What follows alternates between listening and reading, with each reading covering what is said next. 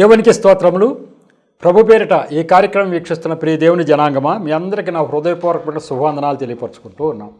ఈరోజు 137వ ఎపిసోడ్కి వచ్చాం. సబ్జెక్టు సృష్టికర్త. ఇది ప్రవచన్ టీవీ గుడివాడ. ఈ సృష్టికర్త సబ్జెక్టులో ఈ ప్రపంచాన్నంతటినీ పరిపాలిస్తున్నది ఆయనే. ఆయనకి ఈ ప్రపంచంలో తర్వాత జరగబోయే ఏది ఉందో ఆయన చెప్పేస్తారు, అది అయ్యేటట్టుగా కూడా ఆయనే చేస్తారు. ఇదే చెప్పుకుంటూ వస్తున్నా.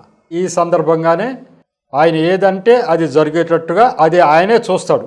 మామూలుగా ఆటోమేటిక్గా జరిగిపోదు. ఇది జరుగుద్ది అంటాడు ఆయన, ఇది జరుగుద్ది అంటే ఆటోమేటిక్గా జరిగిపోదు, ఆయనే ఇది అయ్యేటట్టుగా చూస్తాడు. కాబట్టి ఈ సృష్టి చివరికి అంతం ఎలా అవుద్దో అని చెప్పాడు బైబిల్ గ్రంథం. అలాగే అవుతుంది, అయ్యేటట్టు చేస్తాడు ఆయన, అంతే. ఆయనగా చేస్తున్నాడు ప్రతిదీ కూడా. ఇది ఇలా అవ్వాలి, ఇది ఇలా అవ్వాలి, ఇది అలా అంటే అలా పాత నిబంధన గ్రంథంలో చాలా రెఫరెన్సులు, చాలా సంఘటనలు మీకు చెప్పారు. చాలా పాత నిబంధన గ్రంథం అంటే యేసు ప్రభువారు నరరూపంలో ఈ లోకానికి రాకముందు ఎన్ని రకాలుగా ఆయన పరిపాలన సాగుతుంది చెప్పారు. ఏదో తెలిసో తెలియక చాలామంది యేసు ప్రభు 2000 సంవత్సరాల క్రితమే వచ్చాడు, క్రైస్తవ మతం ఆయన స్థాపించాడు అని భ్రమపడుతున్నారు. కానీ అసలు ఈ యొక్క సృష్టి నిర్మాణం ఆయనతో అయ్యిందని, ఆయన ఆత్మస్వరూపంలో నిత్యం ఇలా మాట్లాడుతూ పరిపాలన చేస్తున్నాడని, ఇది మతం కాదని, సృష్టికర్త తెలుసుకునే ఒకే ఒక మార్గం అని చాలామందికి తెలియదు. అన్నిటిలాగానే ఇది కూడా ఒక మతము అంటున్నారు. క్రైస్తవ్యం అనేది మతము కానే కాదు, ఒక మనిషి వచ్చి స్థాపించేది మతం. దీన్ని ఎవరండి స్థాపించింది? దేవుడు, సృష్టికర్త. సృష్టిని నిర్మించిన ఆయన నడిపిస్తున్నాడు. ఒక్కడే సృష్టికర్త, ఒకే మార్గం. దేవుణ్ణి తెలుసుకునే మార్గమే క్రైస్తవ్యం తప్ప అది మతము కాదు. కాబట్టి యేసు ప్రభువారు రాకముందు జరిగిన ఈ సంఘటనలు చూస్తే ఈ ప్రపంచాన్నంతా ఆయన పరిపాలిస్తున్నాడని మనకు తెలుస్తుంది కదా. ఇక ప్రభు వచ్చిన తర్వాత ఆయన ఏది ఇట్లా అవుతుంది అంటే అట్లా జరుగుతున్నాయి, ఇవన్నీ అంతే కదా.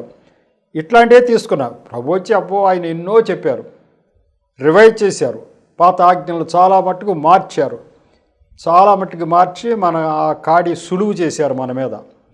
చాలా మనకు అనుకూలమైన విధంగా ఆ నిబంధనలు, ఎందుకంటే ఆయన సృష్టికర్త, ఆయన చేసినవి ఇప్పటి రోజులకు అనుగుణంగా. పైగా యేసు ప్రభు వారు ఇక్కడ రావటమే అన్ని జనులకు వెలుగుగా వచ్చారని చెప్పేశాడు. వచ్చిందే అన్ని జనులకు వెలుగు కాబట్టి వచ్చాడు. వచ్చిన తర్వాత ఈ అన్ని జనులకు ఇంకెక్కువగా వెలుగు. అంటే ఆయన అన్యజనుల మీద ఆయన పరిపాలన ఉంది. కానీ మొత్తం అన్యజనులు అందరూ కూడా యేసు ప్రభు సృష్టికర్త అని గ్రహించే విధంగా ఆయన యొక్క చేసే పనుల ద్వారా చేయటం ద్వారాను, తర్వాత అన్యజనులు ఒక్కసారి పెద్ద పెద్ద అసున్నత ఎటువంటి అన్నీ పెడితే వాళ్ళు ఇబ్బంది పడతారు కాబట్టి అవన్నీ లేకుండా, అలాగే బలులు అర్పించడం అవన్నీ ఇబ్బంది పడతారు అవన్నీ లేకుండా వాటన్నిటి సులభతరం చేశాడు. ఆయనే ఆ బలి, అంతటా ఆయనే బలి అయిపోయి, ఇక మీరు బలులు అర్పించలేదు బాబు, అక్కర్లేదు, అదంతా నా మీద వేసుకున్నాను అని చెప్పేశాడు దేవుడు. కాబట్టి యేసు ప్రభు వారు అట్లా సులభతరం చేసి ప్రపంచానికి అందరికీ కూడా ఉపయోగకరమైనటువంటి మార్గాన్ని బోధించి వెళ్ళాడు. ఆ యొక్క మార్గాన్ని కానీ ఖచ్చితంగా మనం పాటిస్తే ఈ లోకం సుభిక్షంగా ఉంటుంది. యుద్ధాలు ఉండవు, పగలు ఉండవు, కక్షలు ఉండవు. ఆయన చెప్పింది ఒకటే మాట, మారు మనస్సు, మీ మనసు మారాలన్నాడు. అదే మారట్లే. అదేంటండి, ఆయన సృష్టికర్త కదా, అందరికి మారు మనసు ఇచ్చేయచ్చుగా అంటే నో, అది కుదరదు. ఆనాడు ఈనాడు నువ్వేం చేస్తావో దాని ఫలితం నేను తీసుకొచ్చి ఇవ్వాలి, కానీ నీకు మారు మనసు ఇచ్చేస్తే ఎట్లా? నువ్వు సంపాదించుకోవాలి. పరలోకం ఎవరు సంపాదించుకుంటారో వారికే ఇస్తా. నేను దేవుని కదా, నా ఇష్టం వచ్చిన వాళ్ళకి అందరికి ఇచ్చేస్తానా? నేను క్రైస్తవులు మాత్రం చర్చికి వస్తున్నారు కాబట్టి క్రైస్తవులందరికీ నేను పరలోకం ఇచ్చేస్తానా? నో. వాళ్ళు కూడా తప్ప రైటా అన్నీ చూస్తా, ఊరికినే ఇచ్చేయను, క్రియలు చూస్తా. కాబట్టి పరలోకం అనేది వాళ్ళు సంపాదించుకోవాల్సిందే కానీ నేను ఇచ్చేది కాదు. మరి సంపాదించుకోవాలంటే ఏంటయ్యా? మంచి పనులు, మంచి క్రియలు, మారు మనసు, అది చేయండి అన్నాడు. అదే చేతకాట్లా మనుషులకి. అది చేతకాక మారు మనసు లేక అట్లాగే ఉంటున్నారు, పరలోకాన్ని కోల్పోతున్నారు. క్రైస్తవులు కోల్పోతున్నారు. వాళ్ళైతే అసలు యేసు ప్రభు మాకు వద్దని వాళ్ళు కోల్పోతున్నారు. వీళ్ళైతే ఇన్ని రాయితీలు చేసినప్పటికీ కూడా మారు మనస్సు అనేది లేక వీళ్ళు చాలామంది కోల్పోతున్నారు. కాబట్టి దేవుడి ఉద్దేశం ఏంటంటే మారు మనస్సు పొంది, ఇక అలాగో ఆ యొక్క మారు మనస్సు పొందిన తర్వాత ఆయన శిలువయాగం అయిన తర్వాత అందరికి ఒకటే రూల్, అందరికి పరలోకం అర్హత వచ్చింది. ఎట్లా? మారు మనస్సు ఉంటే, క్రియలు బాగుంటే, ఆయన చెప్పినట్టుగా చేస్తే. ఇజ్రాయేల్ ప్రజలని ఇతర మనుషులని లేదు. కాబట్టి అలా నడుస్తూ వచ్చింది. మరి ఇక్కడ ఏం చెప్పాడండి? ఇట్లా ఇది చెప్తే దేవుడు అది జరిగితే ఎట్లా జరిగింది అనేవి ఎక్కువ లేవు, కానీ 4, 5 ఉన్నట్టునేవి. అది కొత్త నిబంధనలో ఏంటి అంటే, లోకాసు వార్త 19వ అధ్యాయం 41 నుంచి 44 ఏం చెప్తుందో చూద్దాం. ఆయన పట్టణమునకు సమీపించినప్పుడు దానిని చూచి దాని విషయమై ఏడ్చి, నీవును ఈ దినమందైనను సమాధాన సంబంధమైన సంగతులను తెలుసుకొని ఎడలా నీకెంతో మేలు. కానీ ఇప్పుడు అవి నీ కన్నులకు మరుగు చేయబడి ఉన్నవి. ప్రభువు నిన్ను దర్శించిన కాలము నీవు ఎరగకుంటివి గనుక నీ శత్రువులు నీ చుట్టూ గట్టు కట్టి ముట్టడి వేసి అన్ని ప్రక్కలను నిన్ను అరికట్టి నీలోనున్న నీ పిల్లలతో కూడా నిన్ను నేల కలిపి నీలో రాతి మీద రాయి నిలిచి ఉండనీయని దినములు వచ్చునని చెప్పెను. దేవునికి స్తోత్రం. దేవుడు చివరి రోజుల్లో ఇక సిలువ వేసేస్తారు. గాడిద పిల్ల మీద ఎక్కి రావటం అన్నీ జరిగిపోయినాయి. ఇక యెరూషలేం దేవాలయంలో చెప్తున్నాడు. ఇక దాన్ని ఆఖరికి ఒక్కసారి ఆ పట్టణాన్ని చూసి, యెరూషలేం పట్టణాన్ని చూసి ఇలా అంటున్నాడు. దాన్ని చూసి ఏడ్చాడట. యెరూషలేం పట్టణాన్ని చూసి, తన ప్రజల పట్టణం, తను కోరుకున్న పట్టణాన్ని చూసి ఏడ్చాడట. ఆఖరికి ఏడ్చి, నీవును ఈ దినమందైనా కూడా ఆ యొక్క నేను చెప్పిన మాటలు గ్రహిస్తే నీకు ఎంతో మేలు. కానీ ఇప్పుడు అవి నీ కన్నులకు మరుగు చేయబడి ఉన్నవి. అదేంటండి? ఎవరు మరుగు చేశారు? కన్నులకి మరుగు ఆయనే చేశాడు. వాళ్ళకి ఆ యొక్క కఠిన మనస్సు ఆ మరుగు చేశాడు కన్నులకి. న్యాయం అన్యాయం గ్రహించే శక్తి లేకుండా చేశాడు. అలా చేయకపోతే ఆయన సిలువ యాగం జరగదు. ఆయన సిలువకు అప్పగించరు. వాళ్ళ హృదయాలను మందపరిచేశాడు యెషయా గారి ద్వారా. ఆయన రాకముందు 740 సంవత్సరాల క్రితమే వీళ్ళ హృదయాలన్నీ మందపరిచేవయా నువ్వు అని యెషయా గారు చెప్పాడు. ఆయన మందపరిచేశాడు. అట్లా కాఠిన్యంతో వస్తున్నారు. హృదయాలు మందపరచబడి ఉన్నాయి. ఇక యేసు ప్రభువు సిలువ యాగం చేయాల్సిన పరిస్థితి వచ్చేప్పుడు ఇంకా ఎక్కువగా కఠినపరిచి ఉంటాడు. ఇక న్యాయం అన్యాయం అనేది తెలియని పరిస్థితుల్లో ఉంచాడు. కాబట్టి ఆయన చెప్పిన మాట గ్రహించే స్థితి లేకుండా చేసింది ఆయనే. ఆయన ఏడ్చేది ఆయనే. ఎందుకండి అంటే, మరి అందరూ ఎవరు పాడైపోయినా ఏడుస్తాడు. నిజానికి వాళ్ళు తప్పు లేకోకుండా శిక్షింపబడతా వస్తున్నారు. ఇక్కడ తప్పు ఎందుకు లేదు? ఆయన సిలువకు అప్పచెప్పితే తప్పు కాదా అంటే, ఎందుకు అప్పచెప్పారు? వాళ్ళ హృదయాలు కాఠిన్యపరచబట్టి. ఎవరు కాఠిన్యపరిచారు? దేవుడే. కాబట్టి ఎప్పుడు కూడా ఇతర జనులు ఉన్నారే వాళ్ళు ఎప్పుడు కూడా ప్లస్ పాయింట్లోనే ఉన్నారు. నష్టపోయిన వాళ్ళు ఇజ్రాయేల్ ప్రజలు, లాభం పొందుతున్నవారు ఇతర ప్రజలు. ఆనాడు ఈనాడు కూడా ఇతర ప్రజలకు లాభం కలగాలని తన ప్రజలను నష్టపెడుతూ వస్తున్నాడండి దేవుడు. ఈరోజు సువార్త విషయం కూడా అంతే. ఇతర ప్రజలకు సువార్త అందాలని తన బిడ్డలను ఎంతో కష్టపెడుతున్నాడు, ఎంతో నష్టపెడుతున్నాడు. సువార్త భారం మంట రగిల్చి దేశాలకు వెళ్ళిపోయి వాళ్ళ ఆస్తులు అన్నీ పోగొట్టుకుని, భార్య పిల్లలు అన్నీ పోగొట్టుకుని ఈ సువార్త నిమిత్తం వాళ్ళ మంట రగిల్చి చేయిస్తున్నాడు. కుటుంబాలు కూడా త్యాగం అయిపోయినాయి. ఎందుకు? ఇతర ప్రజలకి దేవుడు ఎవరో తెలియచెప్పే యొక్క పనిలో, ఆ పనిలో వాళ్ళని నియమించి క్రైస్తవుల్ని సమిధలుగా చేశాడు. క్రైస్తవులను త్యాగ పురుషులుగా చేశాడు. ఆ త్యాగం చేయించి వేరే వాళ్ళందరూ, వాళ్ళ కొన్ని కోట్ల మంది క్రైస్తవులు ప్రపంచంలో ఉన్నారంటే ఆ త్యాగ ఫలితమే. తన బిడ్డల జీవితాలు త్యాగం చేయిస్తాడు దేవుడు. అయితే మరి అక్కడ ఏంటి ఫలితం అంటే, రావాల్సినటువంటిదంతా పరలోకంలో ఇస్తాడు. కానీ ఇక్కడైతే క్రైస్తవుల జీవితాలన్నీ త్యాగం చేస్తారు. అందరి జీవితాలు, క్రైస్తవుల జీవితాలు త్యాగం అవ్వలేదు కదండి అంటే, అయిన వాళ్ళ విషయం చెప్తున్నా. అవని వాళ్ళు వేరు, విర్రవీగే వాళ్ళు ఉంటారు, ఎప్పుడు అన్ని చోట్ల ఉంటారు. కానీ క్రైస్తవుల జీవితాల మట్టుకు దేవుడు త్యాగం చేయించి మరి ఈ యొక్క కోట్ల మంది జనము యేసు ప్రభువు సృష్టికర్త అని గ్రహించేటట్టుగా చేస్తూ ఉన్నాడు. అందులో ఒకడిని నేను కూడా నా రిటైర్మెంట్ తర్వాత జీవితాన్ని త్యాగం చేయించేశాడు దేవుడు. చేసి ఈ పని నువ్వు చేయవయ్యా అన్నాడు. అంతే. మరి నాకేంటండి లాభం అంటే, ఇక్కడ నీకు ఏమీ లాభం లేదు, పరలోకంలో ఇస్తా అన్నాడు. కాబట్టి ఆ యొక్క త్యాగం ఇక్కడ కూడా అదే. ఇజ్రాయేలు ప్రజల్ని కఠినపరిచి, హృదయం మందపరిచి, వాళ్ళు ఈయన చెప్పిన మాటలు ఏది అర్థం చేసుకోనికుండా చేసి, ఈయన సిలువ వేయండి వేయండి అనేటట్టుగా చేసి సిలువ వేయించుకుని ఆ లాభం ప్రపంచానికి అందరికీ చెందాడు చూశాడు. చేసిన త్యాగం ఇజ్రాయేల్ ప్రజలు, కానీ లాభం ఎవరికి అందిందంటే మొత్తం అందరికీ అందింది. ఇజ్రాయేల్ ప్రజలకి అందింది, మొత్తం ఇతర ప్రజలకు కూడా ఈ లాభం కలిగింది.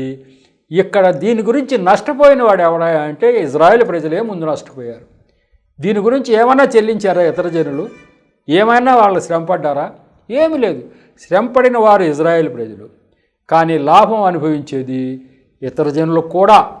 ఇజ్రాయేల్ ప్రజలు లాభం అనుభవిస్తారు, కాబట్టి ఎప్పుడు కూడా ప్లస్ పాయింట్లోనే ఉంటున్నారు. ఇతర జనుల్ని దేవుడు అధికంగా ప్రేమిస్తున్నాడు అనేది మనం అర్థం చేసుకోవాలి.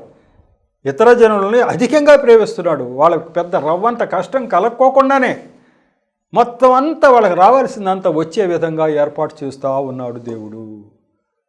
కాబట్టి ఇప్పుడు వాళ్ళని అంటాడు, అయ్యో ఏడుస్తున్నాడు. నిజంగా ఏడుపు కూడా వస్తుంది. ఎందుకు? వాళ్ళ హృదయాలు నేనే కఠినపరిచా, వాళ్ళు నన్ను సిలువేటాడు. మళ్ళీ వాళ్ళ క్రియలకు ఫలితం వదలట్లా దేవుడు. వాళ్ళు చేసిన ప్రతి పనికి క్రియలకు ఫలితం ఉంటుంది. వాళ్ళు దేవుడైనటువంటి నన్ను సిలువకు అప్పగించి నన్ను ఇలా చేసినందుకు గాను ఆ యొక్క ఇజ్రాయేల్ ప్రజలకి శిక్ష వచ్చి తీరాలి అంటున్నారు.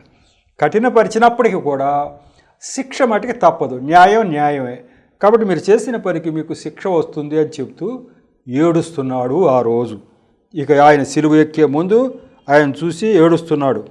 ఆయనే చెప్తున్నాడు, నువ్వు తెలుసుకుంటే మంచిది, ఇప్పుడు నీ కన్నులు మరుగు చేయబడి ఉన్నవి. నీ కన్నులు నేనే మరుగు చేశానయ్యా, మరుగు చేయబడి ఉన్నాయి. ప్రభువు నిన్ను దర్శించిన కాలము నీవు ఎరుగకుంటివి. అంటే ఈయన మందపరచడం చేత ప్రభువు నిన్ను దగ్గరకు వచ్చినప్పటికీ నువ్వు ఆయన దేవుడాన్ని గుర్తించలేకపోతేవి.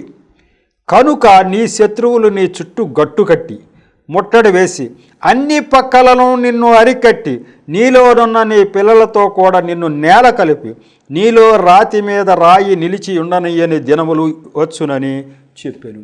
యెరూషలేముకి ఆ యొక్క శాపం పెట్టేశాడు. నువ్వు చేసినటువంటి ఈ తప్పుకి శిక్ష, నీవు నీ పిల్లలు నాశనం అయిపోతారు.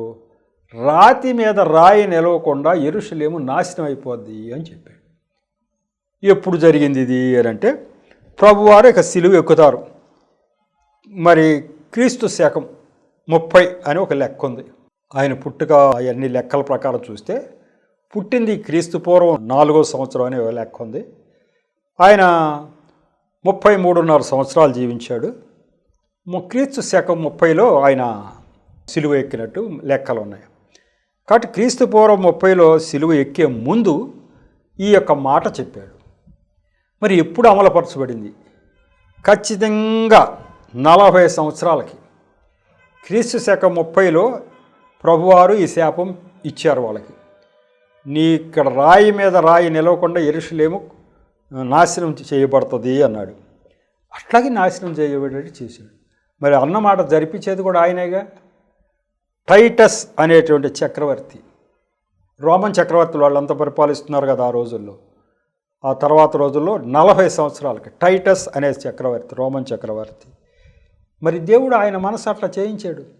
పరిపాలనకు వస్తే రావచ్చు, వచ్చి ఆయన ఏం చేశాడే అంటే ఎక్కడ అన్నీ కూలగొట్టాడు. యెరూషలేము దేవాలయం మొత్తం కూలగొట్టేయటమే కాక దేవాలయాన్ని కూల్చివేసి ప్రాంగణాన్ని నాగళ్ళు కట్టి దున్నించాడు. నాగళ్ళు కట్టి దేవాలయ ప్రాంగణాన్ని దున్నించాడంటే మొత్తం రాతి మీద రాయి నిలవకుండా యెరూషలేము దేవాలయాన్ని మొత్తం పడగొట్టేశాడు టైటస్ చక్రవర్తి. ఇది దేవుడు ఇచ్చినటువంటి ఆ యెరూషలేముకి ఇచ్చినటువంటి శాపం. అంతేకాక 11,50,000 మందిని వధించాడు ఆయన. ఆ యొక్క దేవాలయ ప్రాంగణాలు అన్నీ పడగొట్టి అక్కడ 11,50,000 మందిని వధించేశాడు. ఎప్పుడు? ప్రభు తర్వాత 40 సంవత్సరాలు అంటే క్రీస్తు శకం 70వ సంవత్సరంలో ఆ దేవుడు పెట్టినటువంటి శాపం నెరవేరింది. ఆ రకంగా నెరవేరేటట్టు కూడా ఆయనే చూశాడు. ఎడుతిరిగి నష్టపోయిన వాళ్ళు ఇజ్రాయేల్ ప్రజలే కానీ ఇతర జనులు కాదు. ఈ మాట నేను చెప్పదలుచుకున్నాను. నేను ఇతర జనుల్లోంచి వచ్చా, ఈ మర్మాలన్నీ గ్రహించా. అయ్యో మనం కాదు నష్టపోయిన వాళ్ళు, అసలు ఇజ్రాయేల్ ప్రజలు నష్టపోయారు మన గురించి అని నాకు తెలిసింది. అది చెప్పకుండా ఉండలేకపోతున్నా. దేవుడు మన గురించి ఇజ్రాయేల్ ప్రజల జీవితాల త్యాగం చేశాడు, మన గురించి ఇంత చేశాడు, మనల్ని ఎక్కువగా ప్రేమిస్తున్నాడు అని నేను గ్రహించడం జరిగింది.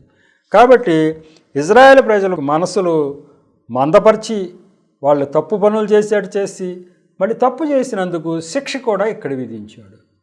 మరి ఏంటండి డబుల్ పనిష్మెంట్ అయిపోయింది కదా వాళ్ళకి అంటే, వీళ్ళకి రావాల్సింది ఏదో అక్కడ ఇచ్చేస్తానని చెప్పాడు. ఎంతైతే మీరు కోల్పోయారో అంత పరలోకంలో ఇస్తానబ్బాయి, ఇక్కడ మీరు త్యాగం చేయాల్సిందే అన్నాడు. ఇప్పుడు కూడా అంతే.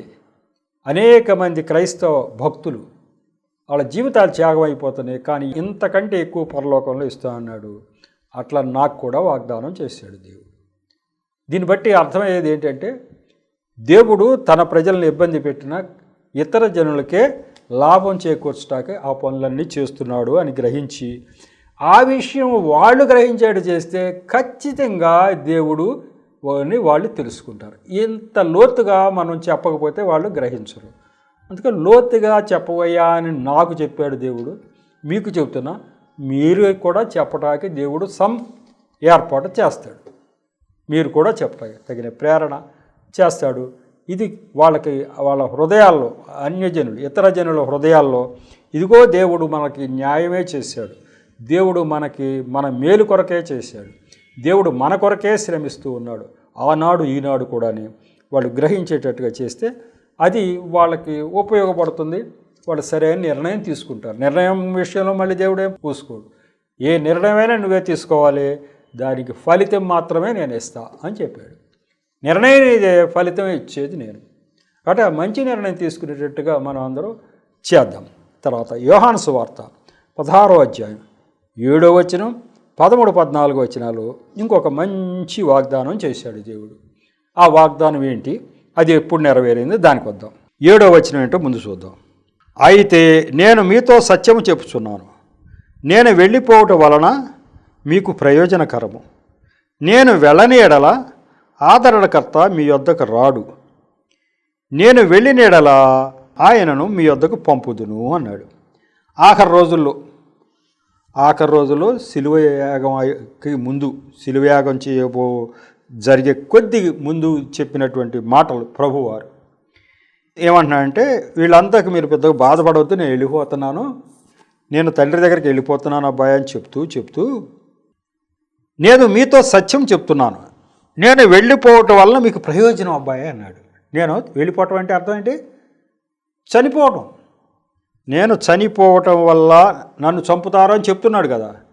నన్ను చంపుతారు శిలువ మీద, నేను నా ప్రాణం త్యాగం చేస్తా, నేను వెళ్ళిపోతా అంటే అప్పుడు సత్యం చెప్తున్నా, వాస్తవం చెప్తున్నా, నేను వెళ్ళిపోవటం వలన మీకు లాభం అన్నాడు. అది దేవుడు వెళ్ళిపోతే మనకు లాభం ఏంటి అంటే, వెళ్ళిపోయాట ఆయన ఏం చేస్తాడట, నేను వెళ్ళని ఎడల ఆదరణకర్త మీ యొద్దకు రాడు, నేను వెళితే మంచిది, నేను వెళ్ళననుకో పోన్లే వీళ్ళందరూ బాధపడుతున్నారు, ఇక్కడే ఉండి కుష్ఠరోగులను బాగు చేస్తూ, రోగాలను బాగు చేస్తూ, ఎవరికి ఏది కావాలంటే బాగు చేస్తూ ఇక్కడే ఉండిపోయాను అనుకో, అట్లా ఉంటే మీ దగ్గరికి నా ప్రణాళిక ప్రకారం ఆదరణకర్త అని ఆయన రావాలి నా తర్వాత.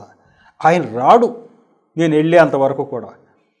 కాబట్టి ఆదరణకర్త రావాలి అంటే నేను వెళ్ళాలి, నేను వెళ్ళిన ఎడల ఆయనను మీ వద్దకు పంపుదు. నేను వెళ్ళితే అక్కడి నుంచి నేను ఒక ఇప్పుడు ఆదరణకర్తే ఇప్పుడు మన మధ్య ఉన్నాడు. యేసు ప్రభువారు శిలువయాగం చేసి మళ్ళీ పునరుద్ధానమై వెళ్ళి తండ్రి కుడి పార్శ్వానికి కూర్చొని ఉన్నాడు. తండ్రి సింహాసనంలో కూర్చొని ఉన్నాడు ఆయన. మరి ఇక్కడ ఎవరు పరిపాలన చేస్తున్నారు ఇదంతా అని అంటే, ఆదరణకర్తగా అప్పచెప్పారు. ఆ తర్వాత చాప్టర్ ఆదరణకర్త చూస్తాడు. మళ్ళీ ఆయన ఏం చేస్తాడట, ఆయనంతటా ఆయన ఏం చేయటం లేదు. త్రియేక దేవుడు ఎట్లా ఉందో చూడండి. త్రియేక దేవుడు ఒకళ్ళంతటా ఒకళ్ళు చేసేది లేదు, ముగ్గురు కలిపే చేసేది. కానీ మనకు కనపడేది ఒకటి. ఇప్పుడు యేసుప్రభు వారు ఈ లోకంలో ఉన్నారు, ఉన్నగా యేసుప్రభు చేశారు అంటున్నాం, కానీ త్రియేక దేవుడు ఆ ముగ్గురులో ఉంటాడు ఎప్పుడు కూడా. కాబట్టి ఒక మనిషి చేస్తున్నాడంటే ముగ్గురు ఉన్నట్టే లెక్క. కాబట్టి ఆయన ఆదరణకర్త ఆయన వస్తాడు. ఆయన ఏం చేస్తాడట, 13, 14 వచనాలు చెప్తాను. అయితే ఆయన అనగా సత్యస్వరూపైన ఆత్మ వచ్చినప్పుడు మిమ్మును సర్వసత్యములోనికి నడిపించును. మిమ్మల్ని సర్వసత్యంలోకి నడిపిస్తాడు. ఆయన తనంతట తానే ఏమియు బోధింపక వేటిని వినునో వాటిని బోధించి సంభవింపబో సంగతులను మీకు తెలియజేయును. ఆయన నా వాటిలోనివి తీసుకొని మీకు తెలియజేయను కనుక నన్ను మహిమపరచును. ఇది పరిస్థితి. అవి వచ్చిన ఆయన సొంతగా ఏం చెప్పడబ్బాయి, మా ముగ్గురిది ఒకే మాట. ఆయన ఇప్పుడు మనల్ని పరిశుద్ధాత్మ దిగుతుంది. మన క్రైస్తవులు ప్రార్థనలు చేస్తుండగా పరిశుద్ధాత్మ మన మీదకి దిగుతుంది. ఆ పరిశుద్ధాత్మ ద్వారా పనులు జరుగుతూ ఉంటాయి. దైవా పో అంటాడు ఒక దైవజనుడు. పరిశుద్ధాత్మ మరి ఆయనలో దిగుతుంది. దైవా పో అనగానే ఆ దైవం పోద్ది. ఎవరు పోగొట్టినట్టు? పాస్టర్ గారు పోగొట్టినట్ట? దేవుడు పరిశుద్ధాత్మను పోను. కాబట్టి పరిశుద్ధాత్మ, ఆ ఆత్మ మన మీదకి దిగుతుంది. దిగే వాళ్ళ డైరెక్షన్లో, తండ్రి కుమారుని డైరెక్షన్లో ఆ మొత్తం అంతా ఇక్కడ పరిశుద్ధాత్మ నడిపిస్తుంటాడు. ఇప్పుడు పరిశుద్ధాత్మే అందరి మీద దిగి ప్రవచనాలు చెప్పేది, అన్ని కార్యాలు జరిగాయి, అంత పరిశుద్ధాత్మ ద్వారా జరుగుతూ ఉన్నాయి ఇప్పుడు. కాబట్టి నేను వెళితే అది జరుగుతుంది అన్నాడు ఆయన. ఎందుకు అవసరం వచ్చిందంటే పరిశుద్ధాత్మ అనేది ఈ సృష్టి అంత వ్యాపించి ఉంటుంది. యేసుప్రభు వారు నడయాడిన రోజుల్లో ఆయన తిరిగినంత ప్రదేశాల్లో ఎవడన్నా చావు బతుకుల మీద ఉంటే వాడిని బతికిచ్చటివి ఇచ్చేటివి జరిగినాయి. దేహాలు వచ్చిన పట్టుకున్న వాడు వస్తే బాగు చేసేసాడు. కానీ ప్రపంచం అంతట్లో దయ్యాలు పట్టుకున్న వాళ్ళు పోగొట్టడం కానీ రోగాలు పోగొట్టడం కానీ జరిగిందా? అన్ని చోట్ల జరగల. ఆయన ఎంతవరకు నడయాడాడో అంతవరకు జరిగింది. ఇప్పుడు అట్లా కాదుగా, యేసు ప్రభు వస్తే ఆయన ఎంతవరకు ఉంటే అంతవరకు జరుగుతుంది. అట్లా కాదుకుండా పరిశుద్ధాత్మను పంపిస్తాం. ఇక ఆయన ప్రపంచం అంతా వ్యాపించి ఉన్నాడు. ఇప్పుడు ప్రపంచంలో ప్రతి చోట నూక్ అండ్ కార్నర్ ఎక్కడ చూసినా ఆయన ఉన్నాడు. కాబట్టి ప్రపంచానికి అందరికీ అందుబాటులో ఉండేటువంటి పరిశుద్ధాత్మను నేను పంపించబోతున్నా. అది మీకు ప్రయోజనకరము. ఎవరికి? ప్రపంచానికి ప్రయోజనకరము.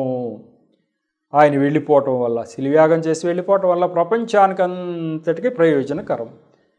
అందరికి అందుబాటులో పరిశుద్ధాత్ముడు. అమెరికాలో పరిశుద్ధాత్ముడు కార్యాలు చేస్తూ ఉంటే ఇక్కడ పల్లెటూరులో పరిశుద్ధాత్ముడు కార్యాలు చేయట్లేదా? ఎక్కడంటే అక్కడ యేసు నామములో ఇది జరుగునుగాక అంటే పరిశుద్ధాత్ముడు ఆ కార్యం చేసేస్తున్నాడు. కాబట్టి ఆయన చెప్పింది అది. మరి ఎప్పుడు అమలు జరిగింది? ఆదరణకర్త వచ్చాడా? ఎప్పుడు వచ్చాడు అంటాం కదా. అది పెంతెకొస్తు దినాన జరిగింది. యేసు ప్రభువారు శిలువయాగం అయిపోయిన తర్వాత 50వ రోజు, అపొస్తలుల కార్యం 2వ అధ్యాయము 2 నుంచి 4 వచనాలు ఒకసారి మీకు చదివితే తెలుస్తుంది. 50వ రోజు ముందు 40 రోజులు ఆయనే ముందు శిలువ యాగం అయిపోయింది. ఆయన ప్రాణత్యాగం చేశాడు, లేచాడు. లేచి 40 రోజులు చాలామంది కనిపించాడు. మరి 40 రోజులు ఇక్కడే ఉన్నాడా, అందరికి చూశారా అని అనవచ్చు మీరు. అందరికి కనిపించలా. ఆయన ఏర్పరచుకున్నటువంటి శిష్యులు అట్లా ఒకసారి 500 మంది అట్లా ఆయన ఏర్పరచుకున్న వాళ్ళందరికీ ఆయన కనిపించాడు 40 రోజులు. ఇక 40 రోజు వెళుతూ చెప్పేశాడు పైకి, మీరు ఎక్కడికి వెళ్ళొద్దు, ఇక్కడే ఉండండి అని చెప్పినట్టు ఆదరణకర్త వస్తాడు ఖచ్చితంగా 10 రోజుల్లో. పెంతెకొస్తు దినం అంటే నేను శిలువయాగం చేసిన తర్వాత 50వ దినాన ఆ యొక్క పరిశుద్ధాత్మదేవుడు వస్తాడు, మీరు ఇక్కడే యెరూషలేములోనే ఉండండి అని చెప్పాడు. వాళ్ళందరూ అక్కడే ఉంటే అపొస్తలుల కార్యం 2వ అధ్యాయంలో 2 నుంచి 4 వరకు ఆయన ఎప్పుడు దిగాడు, ఎట్లా వచ్చాడు పరిశుద్ధాత్ముడు చెప్తా. అప్పటి నుంచి ఇప్పుడు కూడా ఉన్నాడు ఆయన. ఎప్పుడు దిగాడు అనే విషయం మనకు చెప్పదలుచుకున్నాం. పెంతెకొస్తు పండుగ దినం వచ్చినప్పుడు అందరూ ఒక చోట కూడి ఉండిరి. అప్పుడు వేగముగా వీచు బలమైన గాలి వంటి ఒక ధ్వని ఆకాశము నుండి అకస్మాత్తుగా వారు కూర్చుండి ఉన్న ఇల్లంతయు నిండెను. మరియు అగ్నిజ్వాలల వంటి నాలుకలు విభాగింపబడినట్టుగా వారికి కనబడి వారిలో ఒక్కొక్కని మీద వ్రాలగా అందరూ పరిశుద్ధాత్మతో నిండిన వారై ఆత్మ వారికి వాక్శక్తి అనుగ్రహించిన కొలది అన్య భాషలతో మాట్లాడసాగిరి. దేవుడికి స్తోత్రం. వాళ్ళు అన్య భాషలతో మాట్లాడతారు, దేవభాష అన్య భాషలతో మాట్లాడతారు, వాళ్ళకి తెలియని భాషలతో మాట్లాడతారు. ఇక్కడ మనకి తెలుగు వచ్చు, తమిళంలో మాట్లాడతాం, ఇంకో దాంట్లో మాట్లాడతాం, మనకు అసలు ఆ భాషలు తెలియవు. కానీ పరిశుద్ధాత్మ దేవుడికి ప్రపంచంలో ఉన్న భాషలన్నీ తెలుసు కాబట్టి ఎవరు ఏ భాషతో మాట్లాడాలని దేవుడు అనుకుంటాడు ఆ భాషతో మాట్లాడిపిస్తాడు. ఎందుకండి ఇది అని అంటే ఈ శక్తి తెలియటం కోసం. ఎందుకు తెలుగే మాట్లాడిపించవచ్చుగా, ఎందుకు ఇది అంటే శక్తి నేను శక్తివంతుడని మీకు తెలియటాకయ్యా, ఇది మీరు మాట్లాడట్లా. లేకపోతే ఆయన ఆత్మ వచ్చిన వాడు మాట్లాడుతూ ఉంటే అవి మామూలుగా మాట్లాడా నువ్వు అనుకుంటావు, వాడు వేరే భాషలో మాట్లాడితే అప్పుడు నీకు అర్థమవుద్ది కదా, వేరే భాషలో ఎట్లా మాట్లాడాడు ఈయన, ఇది ఈయన మాట్లాడలా దేవుడు మాట్లాడాడు అని తెలుసుకోవటానికి. లేకపోతే భ్రమపడతాం కదా, దేవుడు మాట్లాడినా నువ్వే మాట్లాడేవా అనే అవకాశం ఉంది కదా. కాబట్టి అన్ని భాషల్లో మాట్లాడారు వాక్శక్తి అనుగ్రహించిన కొలది రకరకాల భాషల్లో మాట్లాడటం జరిగింది వీరంతా కూడా. మళ్ళీ దేవుడు ఆ భాష ఏంటో అర్థమయ్యే శక్తి కూడా మళ్ళీ ఇచ్చాడు జనాలకి. వీళ్ళు ఈ భాషలో మాట్లాడుతుంటే ఇది అని తెలిసేటట్టుగా కూడా చేశారు. ఆ రోజు పేతురు గారు ప్రసంగం చేస్తూ ఉంటే ఆయన చేసిన భాష వీరు వేరే వేరే దేశాల నుంచి ఇదివరకు చెదిరిపోయి వాళ్ళు అసలు భాష పోయి వేరే భాషల్లో ఉన్న వాళ్ళందరికీ ఆయన మాట్లాడే మాటలు అర్థమైపోయినాయి అట. వీళ్ళ భాషే వేరే భాషల్లో ఉన్నారు వీళ్ళు. ఎప్పుడో కొన్ని తరాల క్రితం వెళ్ళిపోయారు వేరే చోట్లకి యూదులు, వాళ్ళకి భాషలు వేరే అయిపోయినాయి. కానీ ఈరోజు ఈయన పేతురు గారు చెప్పే ప్రతి మాట వాడికి అర్థమైపోతుంది వినేవాడికి. వాళ్ళకి అసలు ఆ భాషే తెలియదు. ఆ యూదులు ఎక్కడ చెదిరిపోయిన యూదులందరూ కూడా ఎక్కడెక్కడో చెదిరిపోయిన వాళ్ళు, దేవాలయంకి వచ్చిన వాళ్ళు మొత్తం అందరూ పేతురు గారు చెప్పినట్టుగా వాళ్ళకి అర్థమైపోయింది. అంటే వాళ్ళకి తెలియని భాష అర్థమైపోద్ది, వాళ్ళకి తెలియని భాషలో మాట్లాడాల్సిన వాళ్ళు. ఇది ఎవరి వల్ల జరుగుతుంది? ఆ పరిశుద్ధాత్మ శక్తి వల్ల జరుగుతుంది. ఆ రోజు ఆ యొక్క శక్తి ప్రతి వాళ్ళు చూశారు. ఈ రోజుకు కూడా చర్చిల్లో ఇటువంటి కార్యాలు జరుగుతున్నాయి. పెంతెకోస్తు చర్చిల్లో వీటి చర్చిల్లో బాగా ఎక్కువగా జరుగుతూ ఉంటాయి. పరిశుద్ధాత్ముడు వాళ్ళతో ఉంటాడు, పరిశుద్ధాత్ముడే మాట్లాడుతూ ఉంటాడు. పరిశుద్ధాత్మ శక్తిని నేను పరిశుద్ధాత్మ శక్తిని చూశాను నేను.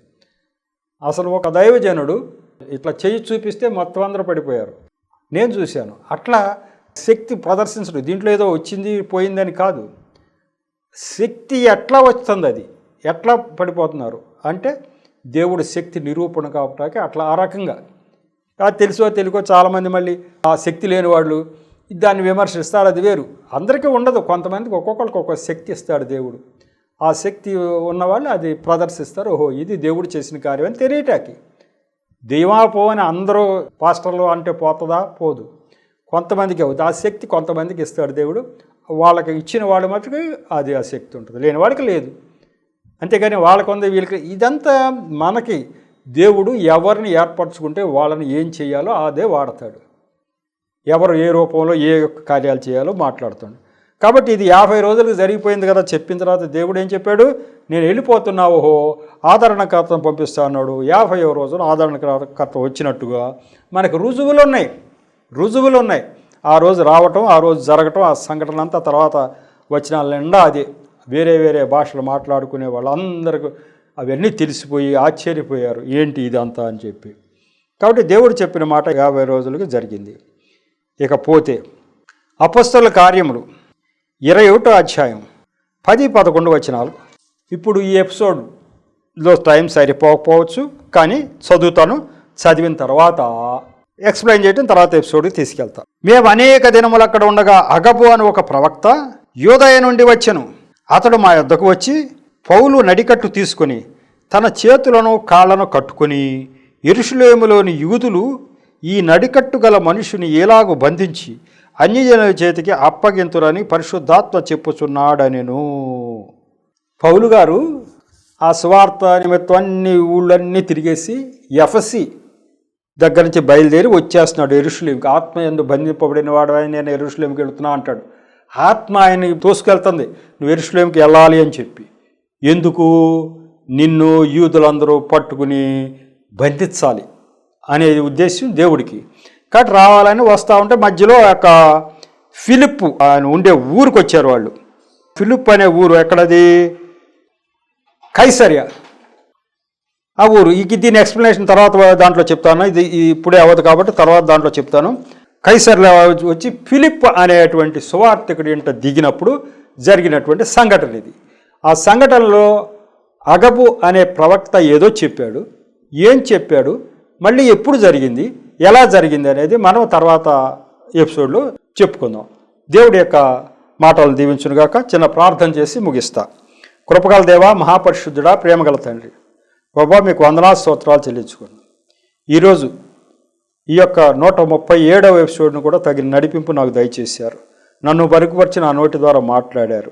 అంతేకాకుండా బిడ్డల హృదయాలు తెరచి అర్థం చేసుకునే శక్తిని దయచేశారు. ఈ విషయాలను అనేక మందికి చెప్పి ప్రభువా బిడ్డలను మీరు సృష్టికర్త అనేటువంటి జ్ఞానం బిడ్డల్లో మరి ప్రచురమయ్యేట్టుగా సహాయం చేసి ఆశీర్వదించమని మా ప్రభును రక్షకుడైన యేసు నామములో పరమ తండ్రిని ప్రార్థించి వేడుకుంటున్నా తండ్రి.